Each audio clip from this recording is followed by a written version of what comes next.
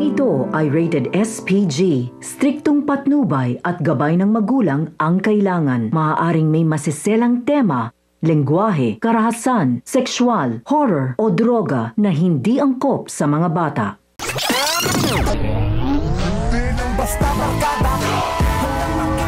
Sinisisi ni Tanggol ang kanyang sarili dahil sa hindi siya nagpapigil sa puot at galit na kanyang nararamdaman. At hindi nasunod ang plano dahilan kaya't napuruhan si Supremo at sugatan ang iba nitong mga kasamahan.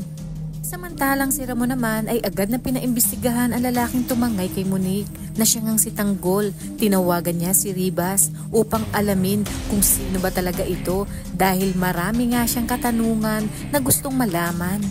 Ayon kay Ramon, hindi dapat malaman ni Olga at David na pinaiimbestigahan niya si Tanggol dahil may kutob siya na magkasabwat si Olga at David sa pagtatarantado sa kanya. Agad namang kikilo si General Ribas at uutusan ng kanyang private investigator para makakuha ng intel patungkol kay Tanggol. Sa kabilang banda, patuloy naman ang paglalasong ginagawa ni Lena sa utak ni Rigor upang tuluyan na nitong kamuhian at palayasin si Marites. Batid kasi ni Lena na hanggat naroon si Marites ay hindi niya masasolo si Rigor.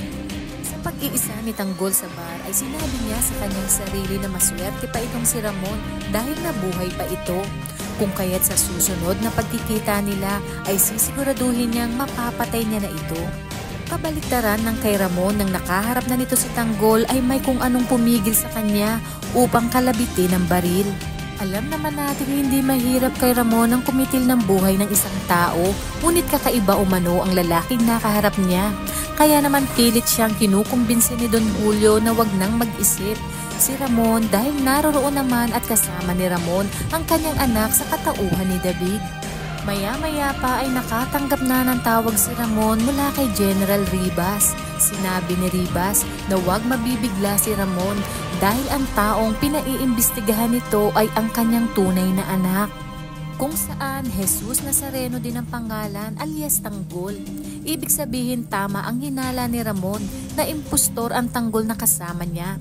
Mas lalong tumindi ang kanyang kagustuhan na mahanap at makaharap muli si Tanggol upang maipaliwanag ang lahat. Walang kaalam-alam sina Olga at David na alam na ni Ramon ang kanilang katarantaduhan. Isang malaking katanungan kung matatanggap kaya ni Tanggol si Ramon lalo pa pag nalaman nito ang buong katotohanan.